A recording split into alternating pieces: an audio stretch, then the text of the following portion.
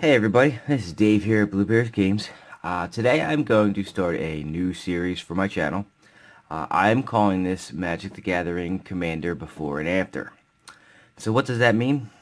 Basically what it means is I'm going to go over a few of my own personal Commander decks that have not been upgraded or updated since roughly around 2013, 2014, roughly around when the second Commander series came out from Wizards.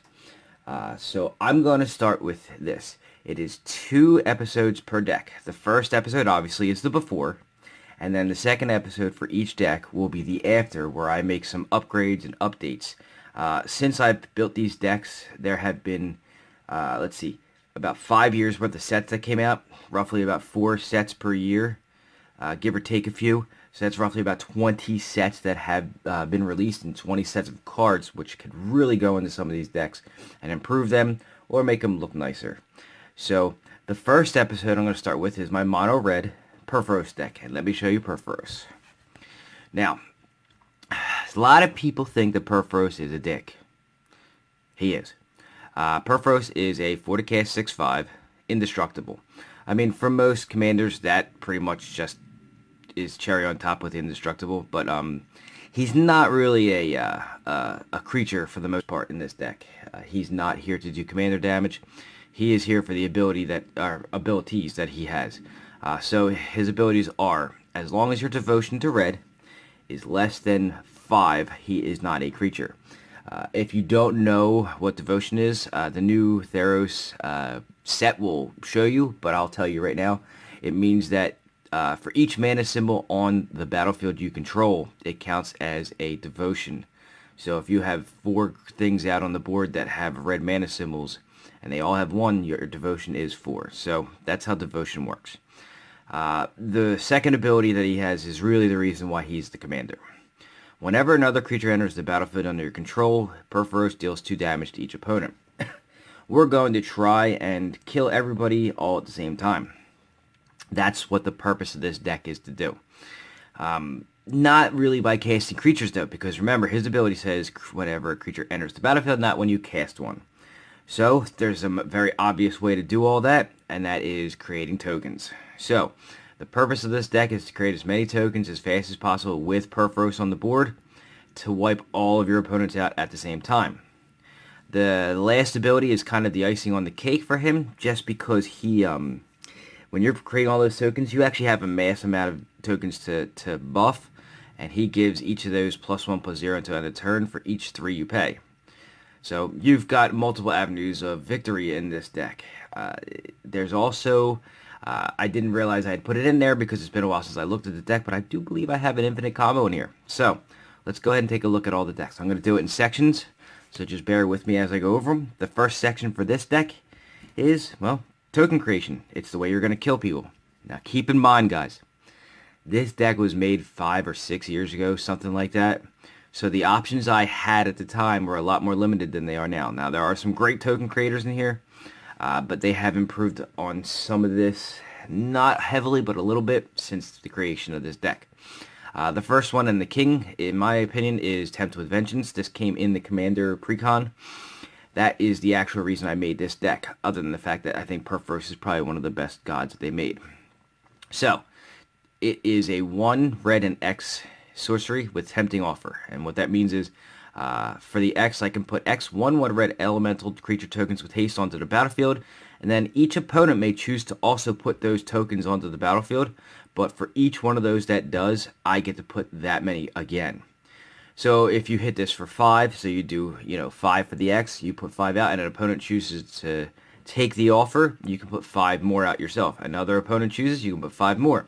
Nobody's really going to take that offer with Purphoros on the board because it may just kill them. So he is my king in here as far as my token generators. As for the rest of them, we've got Spawning Breath. It's a 2-cast instant. It deals a damage to a creature or player. That's just because it's what it does. And then he puts an 0/1 Eldrazi spawn that's colorless on the battlefield, and Eldrazi spawn all have sacrifice them to add a colorless mana to your mana pool. Again, this was a while ago. A lot of token generation wasn't as great as it is now. So just bear that in mind when I go over this. The next one was Krenko's Command. You put two 1/1 tokens into play that are goblins, and it's a 2 decay sorcery. They did make another one of these later with a different name, so the redundancy that I'm going to need will be added to the deck as I go. So I will also tell you if there are cards in here when I see them, whether or not I'll be taking them out. So the next one is Brood Birthing. If you control a spawn, you can put 3 0/1s into play that can be sacked for a colorless, and if you do not have another spawn in play, you can only put one. So the hope here is that you can hit off of the spawning breath to drop 3 for 2. So this is a may or may not, depending on how I do it. I will show you later. The infinite combo has something to do with them, so it may be staying in. Firecat Blitz, another sorcery. It's 2 red and X. Put X 1/1 red cat. Put X 1/1 red cat creature tokens with haste into play, and then remove them from the game at the end of turn. It also has flashback. The flashback is pretty much going to be your kill if you think you can kill everybody, because you don't really want to sacrifice mountains, but it has the flashback in case you want to. Hoarding Outburst, it's probably the better one. If you haven't noticed, it's a little blingy, because this is probably one of the better token creators in this deck. It's for 3 to put 3 1/1s into play. So that's staying in. Mog Alarm is next. It's also 3 to cast. It says you may sacrifice 2 mountains instead of paying its mana cost. I don't see why you would do that, especially in Commander. But it's 3 for putting 2 1/1s into play. I'm not really sure you're going to use that second ability. Goblin Offensive is another X token creator. It's 3 and X, so 2 red and 1, and then X to put X 1/1 Goblin creature tokens on the battlefield. They have changed since these cards were made, the putting tokens into play to create tokens, so just keep that in mind. Molten Birth, one of the other better ones. It's 3 to cast to put 2 1/1 elementals into play. Then you may flip a coin, and if you win the flip, you may return this to your hand so you can recast it. So it's reusable if you win. Empty the Warrens, another good one, is a 4 to cast that puts 2 1/1 red goblin creature tokens into play. Basically creates 2 1/1s. However, it has Storm. Storm, for those who don't know, means that you can cast it. You can put a copy of this spell onto the stack for every spell cast before it. And remember, we're in Commander. This is not your spells. This is everybody's spells. So with all the chaos going on, you may be able to flip in here and get a Storm off of 6. That's a lot of tokens, so just keep that in mind. Mog Infestation is my little tech here. This one is actually a weird one, and I'll explain. So it is 5 to cast to destroy all creatures target player controls. If you stop there, you're thinking, oh, I'm going to board wipe one of my opponents. You're not using this for that. The second part is for each creature put into a graveyard this way, put 2 goblin tokens into play under that player's control and treat these as 1/1 red creatures. So you're wiping your own board so that you can create twice as many 1/1s. Now, if I'm not mistaken, and I could be wrong here, it's been a while since I've looked up the rules for this. Tokens do not go to the graveyard, so you cannot count your tokens. So you're looking for actual creatures. So keep that in mind when I play this. It's usually when I have a board of actual creatures in the play. Now, I have to go and look at the rules because it's been a while since I've actually played this deck. I do not believe tokens count as going to the graveyard, but if they do, that's even more icing on the cake. So for every creature that you end up killing, you get 2 1/1s. So it can end up being a kill card. Goblin Rally, as I said before, I only had so many choices, is 5 to cast to put 4 1/1s into play. This may or may not come out depending on when I look at the new token generators and how good or bad they are compared to their mana cost, because what we're looking for is a 1-to-1 ratio at minimum. So for each mana you want to get at least 1 token. This one falls just under that. It may or may not stay. Skittering Invasion, more Eldrazi spawn. I told you earlier that we're looking for Eldrazi spawn for the Brood Birthing so that you can get 3 for 2. This is 7 to cast, and it is an Eldrazi spell, so it's tribal sorcery. It's not really going to matter, though. And you can put 5 0/1 Eldrazi spawns that you can sack to add a colorless. It's iffy. It may come out, it may not. Dragon Master Outcast will be coming out from what I was seeing. This was put in there from early days. It's a 1 to cast 1/1 that if you have 6 or more lands, you can put a 5/5 into play. It may or may not, depending on if I find anything better. Putting 5/5 flyers, it's never a bad thing. So, I'll look into it. Young Pyromancer is the king of token makers for red. 2 to cast 2/1, and whenever you cast an instant or sorcery, you put a 1/1 elemental into play.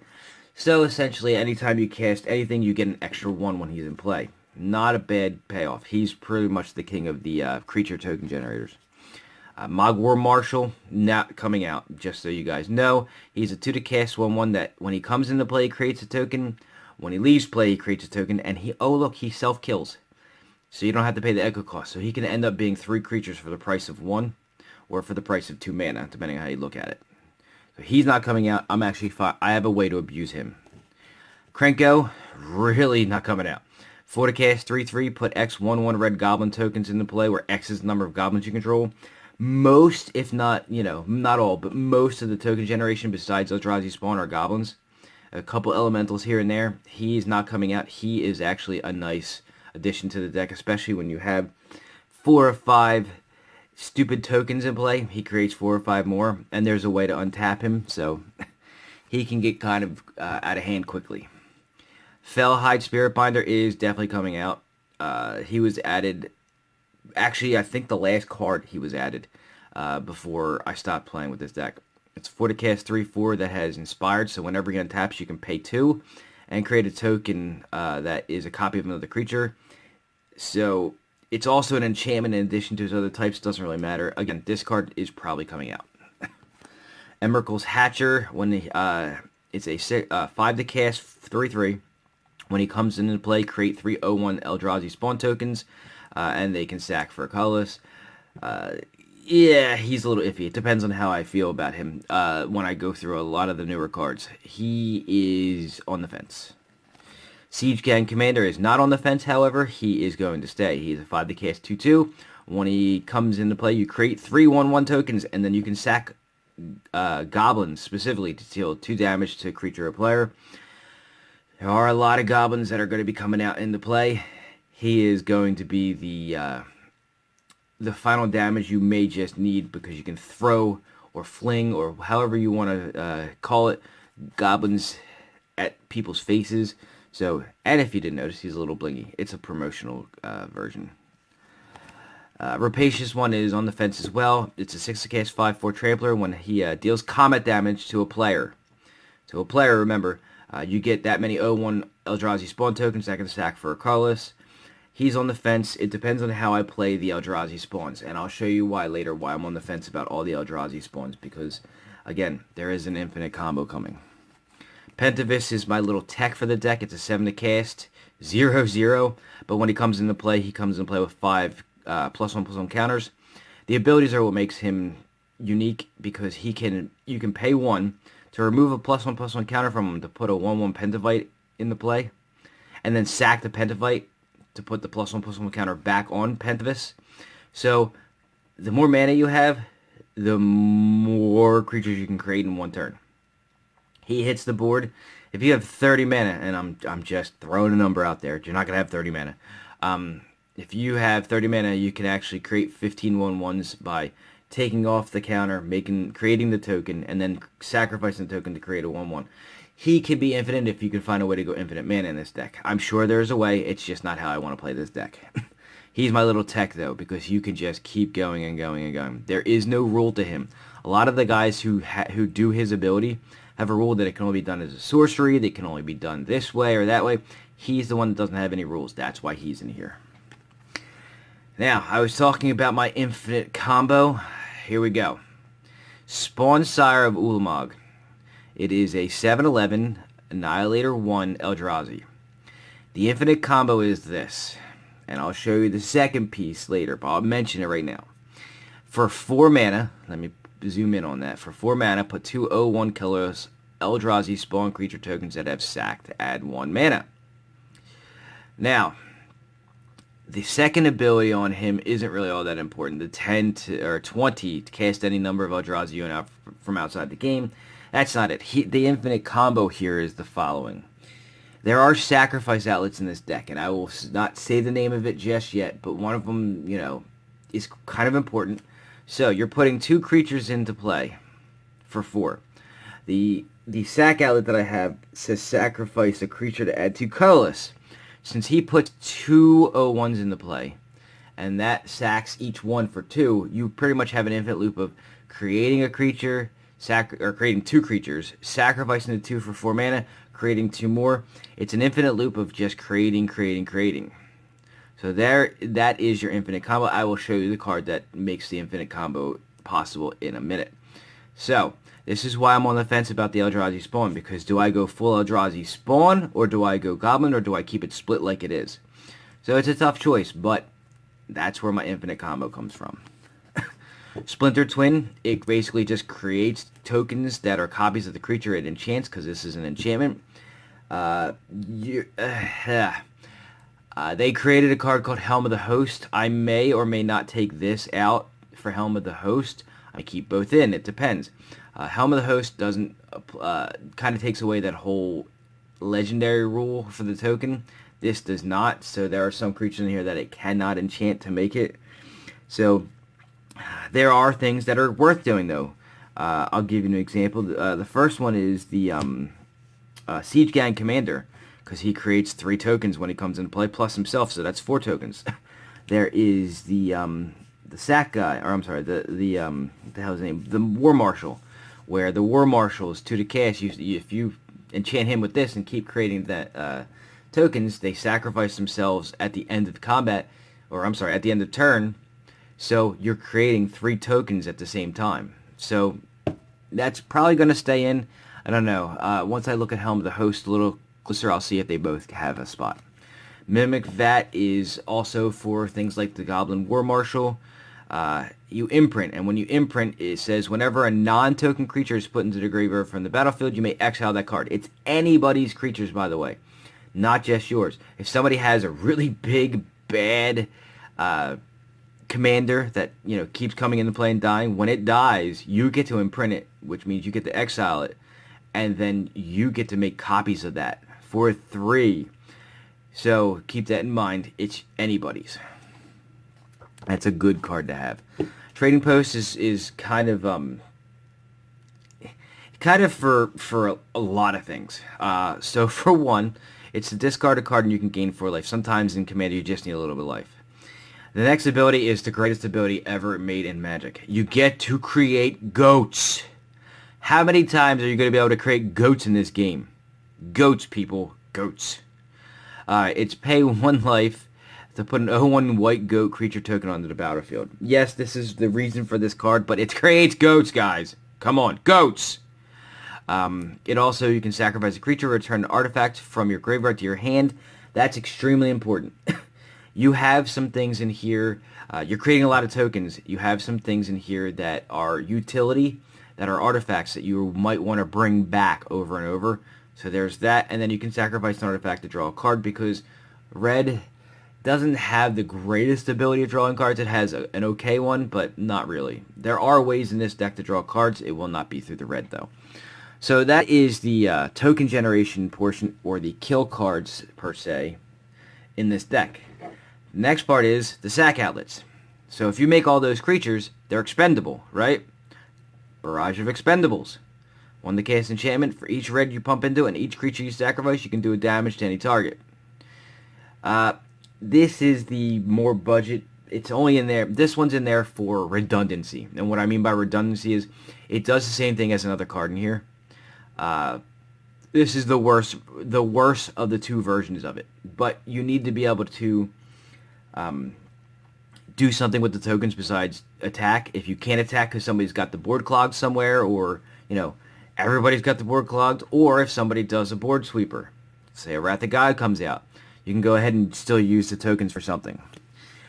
Skull Clamp goes in every deck that has 1/1 tokens from now until the end of time. It hits an equipment for 1 that gives a creature +1/-1. You're saying to yourself, well, that's going to kill the thing. That's the point. Equipped creature is put into a graveyard, draw 2 cards. I have a lot of 1/1s in here, so it's a way to draw cards. Keep that in mind. The equip cost is only 1, too. This card is so broken, it's ridiculous. Another sack outlet is Carnage Altar. It's a 2 to cast artifact. For 3, sacrifice a creature, draw a card. Another way to draw cards. Again, I used the artifact for this so that we could get some card draw. Now, Barrage of Expendables is the budget version. This is the king of all sacrificing things. For 2, it's an enchantment. Just sacrifice a creature, no cost at all. Just sacrifice a creature, and it deals 1 damage to start creature or player. This is the way if somebody does a board wipe, you're going to get damage through when your creatures die. So keep that in mind. And also keep in mind, Purphoros is indestructible, so Wrath of God effects, unless they're exiled, do not kill him. So remember not to sacrifice your Purphoros unless you have plenty of mana to recast them after the commander attacks. And the other card that is the card that is the other half to the infinite combo is Ashnod's Altar. Says to sacrifice a creature and add 2 colorless mana to your mana pool. So it's the other half of the Spawn Sire combo where you create 2 tokens, you sacrifice them to make 4, create 2 more, sacrifice them for 4, and so on and so on and so on. Infinite combo, you have Purphoros out, everybody dies. I am going to go ahead and look, and I think I found it. I'm going to go ahead and look for a card that says when things enter the battlefield, they do something, and in red, I believe it's deal damage. I believe it's called Raid Bombardment, but I can't remember the name exactly. I will be going through and I will be adding that in. Alright, the ramp part of this is not going to be heavy. I put a little bit of ramp in, that's mana ramping, or if it's green, it's going to be land ramping. There's not a whole lot in this deck because we're in red, but the first one's the granddaddy of all, commander decks, Soul Ring, obviously. Armillary Sphere is one that's going to search your library for up to 2 basic lands, reveal them, put them into your hand. I will be replacing that with, I believe I have a better one now that puts them into play. And Thran Dynamo. Again, not a whole lot of mana ramp in this deck. This one helps by adding 3 colors mana to your mana pool. So, not a whole lot going on there. Up next is my utility cards. This is to help make the deck run smoother. We'll start off with a Lightning Greaves. It's not really going to matter all that much with Purphoros, but I do like to always make sure that my commanders can't be touched. It says a quick creature has haste, not going to matter, but can't be the target of spells or abilities. I may change this out for one of the hexproof ones, I'm not sure yet. Price of Progress, this will probably be replaced. It deals 2 damage to each player for each non-basic land he or she controls. The only reason why I wouldn't replace it is because I don't have a whole lot of non-basic lands in this deck, which is what keeps this deck's monetary price down. Don't really care about the monetary price, I just care about it working, but Price of Progress is kind of it's just a little bit of damage. Sizzle will be coming out. I put this in there back in the day because I couldn't figure out another card to put in. Since then, we have more options. It deals 3 damage to each opponent. For a sorcery, it's kind of blah. Sharpshooter will probably be staying in for a couple reasons. It's a 3 to cast, 1/1. Not really that big. It's a goblin. That's kind of big because of all the stuff you can do with goblins. It doesn't untap during untap step. Whenever a creature dies, any creature, not just your own, remember that. Untap him. And tap him to Timmy people. For those of you who don't know who Timmy is, it's Prodigal Sorcerer. It deals a damage to any target. That's what this guy does, but you can untap him whenever a creature dies. He is probably staying in unless I find something better. Furnace of Wrath. It doubles all damage for 4. So imagine Spawn Sire's out, creating 2 tokens. Purphoros is out with him. You're now doing 4 damage per 01 that comes into play. So, Furnace is in there for that reason. Koth of the Hammer is a Planeswalker for 4. You can untap a mountain and it becomes a 4/4 red elemental until end of turn. It's not the reason he's in here. Unfortunately, you have to tick him up. He was in here originally because the -2 was to add 1 red to your mana pool for each mountain you control. There are a lot of mountains in this deck. Most of the lands in here are just basic mountains. And then you get an emblem with mountains are tap to do a damage, or have tap to do a damage to target creature or player. I believe that's been changed to any target, but, Magic changes their rulings all the time. So he may or may not be coming out. Most likely he is. Dictator of the Twin Gods is basically a Furnace of Wrath, but it has Flash. So for 5, you can deal double damage from every source. Same thing with Furnace of Wrath. It just comes down to you gotta have the right setup when it comes to Purphoros has to be out. Again, when you get Purphoros out, I've played many games with this deck. Purphoros has never really not been out. Once I get that 4th land drop, Purphoros pretty much stays on the board and never leaves. Just because the Indestructible is really powerful in Commander. I mean, unless they have exile effects, he's pretty damn good. So, doing double damage again with both Furnace of Wrath and Dictated Twin Gods. Remember, they double. So, you do 2 damage with Purphoros. The first one doubles and it deals 4, and then the next one doubles, it deals 8. Keep that in mind. I've never actually had both out at the same time, though. Mind's Eye is for utility as far as the card draw. Whenever an opponent draws a card, I can pay 1 to draw a card. Pretty simple, pretty effective. I've used this so much that I've made my whole hand fill up 4 times in a game from 0. Gauntlet of Power is for utility as well. When it comes into play, I choose a color. Obviously, we're going to choose red. All creatures of the chosen color get +1/+1. Obviously, all the creatures in here are red. And when a basic land is tapped for mana of the chosen color, its controller adds 1 mana of that color to his mana pool. So your mountains now give you double. It gives your opponents 2. Keep that in mind. But when you can double your own mana, you don't care what your opponent's doing, especially in Purphoros. Radiate says choose an instant or sorcery spell that targets only a single permanent or player, and for each other permanent or player that spell could target, put a copy of that spell into the stack, and each copy targets a different one of those permanent or players. Basically, if you lightning bolt a creature, or somebody lightning bolts a creature, and you radiate, you can actually lightning bolt every creature. That's all that means. Keeping that in there just because there's utility in there. Cage Stun, same thing as the Gauntlet of Might. 6 to cast. When it comes into play, choose a color. You're going to choose red. Creatures you control, that's where it's better. You control of the chosen color, get +1/+1. All those tokens are now bigger and bigger. And whenever a land's ability, it's not basic land. So with Gauntlet of Power, Gauntlet of Power, it's basic lands. With this one, a land. So even non-basic lands, when you add the color, you add an additional one. So it's a better version. Charmbreaker Devils may be coming out. It is a 6 to cast 4/4 that you can, at the beginning of your upkeep, return an instant or sorcery from your graveyard to your hand. And whenever you cast an instant or sorcery, he gets +4/+0. He may be coming out. I have better options, and getting the sorceries and instants back great, but I don't know if it's worth it for that slot. Oh, look at that. I think I put it in there already. Worst, I did. Ha, I forgot about that. I did put an comes into play ability. War Storm Surge. There might be better ones than this one, though. Whenever a creature enters the battlefield under control, it deals damage equal to its power to target creature or player. Yeah, it's a lot of 1/1s. I guess the internet has called it Yeet. It's Yeet's damage. So I did actually put one in there. I didn't realize I did that. Artisan of Kozilek may be coming out. You may return target creature from your graveyard to the battlefield for 9. It's a 10/9 Annihilator 2. Annihilator just says whenever it attacks, the defending player has to sacrifice 2 permanents. It's kind of blah. Alright. Now for the defense. Defensively, we're looking at, remember when I said that you're going to have some things that come, artifacts that have to come back? Here's one, Ratchet Bomb. You put a counter on it, and then sacrifice it to destroy each non-land permanent with converted mana cost equal to the number of charge counters on it. So if there's 2 counters on it, everything that has 2 converted mana costs, when you sacrifice it, dies. Of course, unless it's indestructible. It's one of those things where it can keep coming back. That's what the trading post is for. Punishing Fire was just kind of funny. At the time I was playing, one of our guys in our group was doing nothing but life gaining. Oh wait, that was me.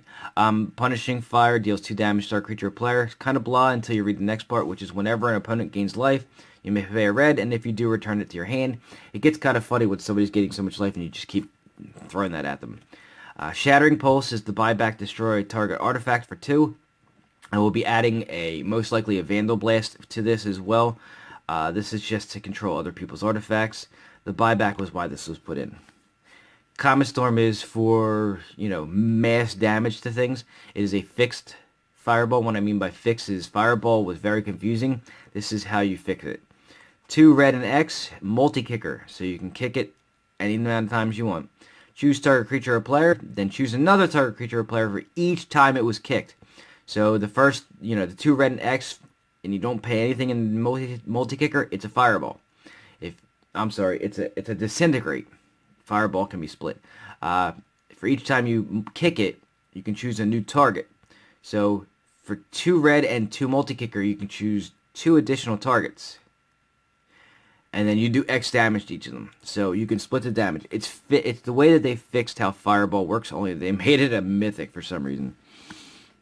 Star Storm deals X damage to each creature. It's to help clear the way, or to basically get a whole lot of troublesome opponents' creatures off the board if you don't have yours set up yet. It also cycles in case you don't care. Blood Moon is because we're mono red and screw everybody else who's playing 2 or 3 colors, because we're, you know what, screw them. All non-basic lands become mountains, so good luck to you guys. When this drops and people are playing 3-color decks, they kind of panic because they have no idea how they're going to get their shit out.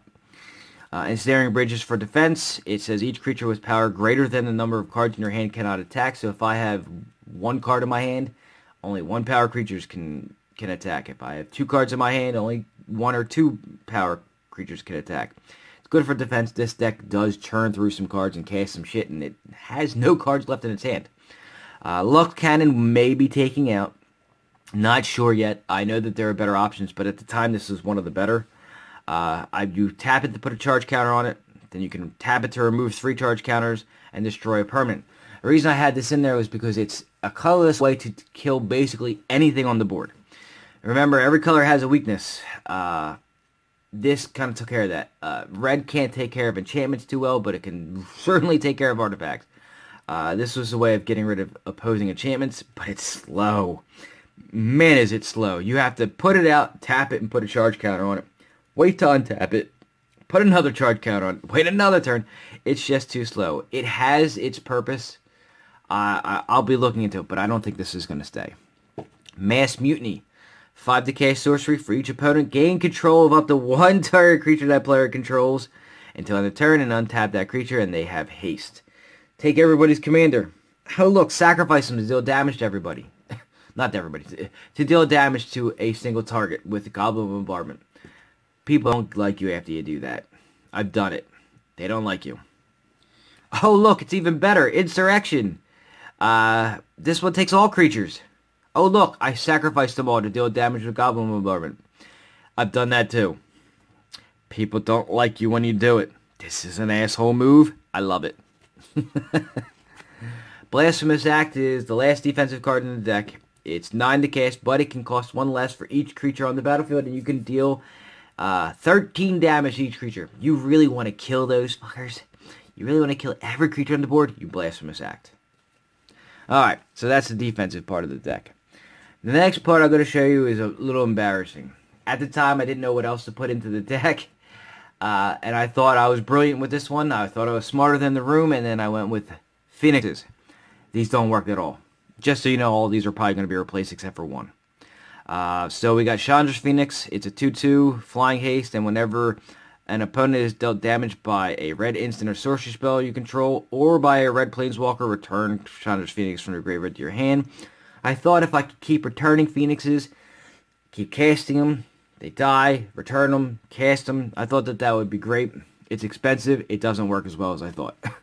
Flame Wreath is the 4 to cast 3/3 that has flying and tribute 2, and it enters the battlefield. If tribute wasn't paid, it gains haste, and when it dies, return it to its owner's hand. This card never worked. Coming out. Firewing Phoenix.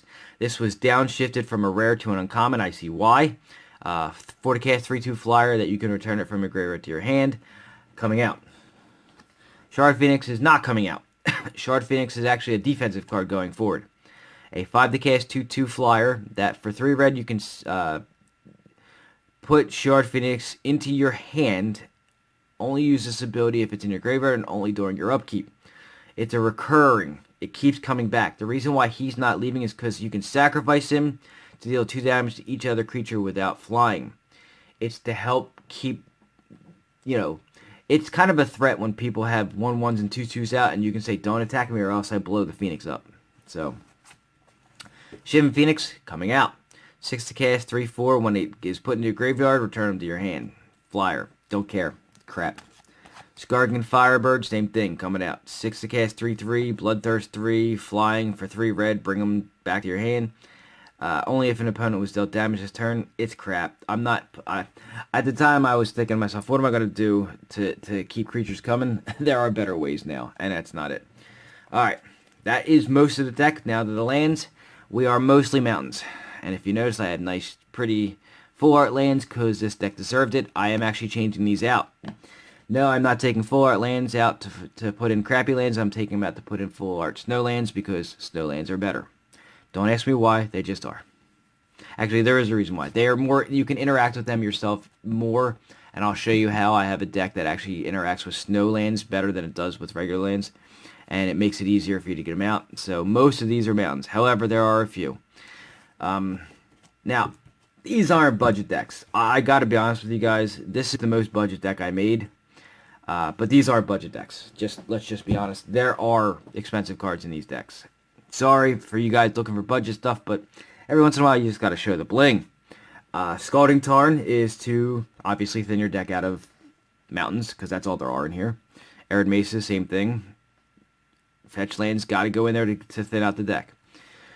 The next couple cards, however, they may or may not be changed. Shiving Gorge adds a colorless, and then it can be tapped 3 and tap it. You can deal damage to each of your opponents.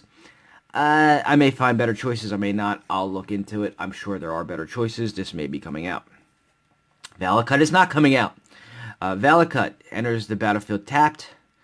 Whenever a mountain enters the battlefield under your control, if you control at least 5 other mountains, you may have Valakut deal 3 damage to any target creature or player, and it taps to add a red. Let me repeat that for you. It lightning bolts anything for free just because you have mountains. Are you serious? This is not coming out. You see how many mountains I just showed you? There's probably like 33 mountains in here. After 5, every one of them turns into a bolt. This card is never coming out. Any mono red deck and commander that doesn't play this, you're stupid. Free bolts for everybody. Or at least for you. But what I mean for everybody is I get to cast them at everybody. So Valakut, not coming out. Keldon Necropolis, probably coming out. You can tap it to add a colorless. Or you can pay 5. That's a hefty cost, by the way. To sacrifice a creature, and Keldon Necropolis deals damage to our creature or player. It's in here as a sack outlet. That's a land instead of having to cast something. But man, that's a hefty cost at 5. If I can find something better, I will. High Market, another one of the sack outlets. Sacrifice a creature, and you gain a life. Again, I'm going to look into the land situation, because I don't like the land situation. Springback Pasture, however, is not coming out. And I'll tell you why. Goats, man! More goats! I have, I think, every goat creator possible in this deck. It adds a colorless mana to your mana pool, and for 4, and yes, that's a hefty cost, but it creates a goat. Come on now. You put an 0/1 goat creature token into play. The second ability is why this may stay in. You sacrifice X goats and add X mana of any one color to mana pool and gain X life. So if you have 3 goats in play, you can add, sacrifice them to add 3 red to your mana pool and gain 3 life. That's not coming out. Not only is it a goat creator, but it actually can get you ahead in mana if you need it. So, I love it. Kirkkeep also not coming out. And the reason why Kirkkeep's not coming out is because of the flavor. For those of you older players like myself, and I don't mean old as in 75 years old, I mean people who've been playing forever. Legends had something called Kobolds of the Kirkkeep. This creates them. Kobolds of the Kirkkeep were a 0 to cast 0/1 red creature from Legends. And this, for 2, creates that 0/1 creature. It's kind of flavorful for me. I kind of like it. I won't take this out of the deck. I probably should, but I won't. So, alright. So that is the before version of my personal Purphoros deck. The second part of this video will not be coming for a couple days. I don't know how long it's going to take me. I will be going through all of my stuff, and I will be updating and upgrading. Updating means that I will be taking cards out that need to be updated and changed because there are better options, and upgrading means that there's going to be some bling put in if I have it. So anything that's a basic land that I can turn into a foil basic land, and the like. So, that's part 1. Please stay tuned for part 2. Remember, guys, I need some encouragement here. Give me some likes. Give me some shares. Give me some comments. Give me some feedback. Subscribe to the channel. I'm doing this for you guys. I'm doing it for myself, for my sanity, but I'm doing it for you guys as well, just to show you guys this is my passion. So, subscribe, like, share, all that good stuff. I'll see you at part 2.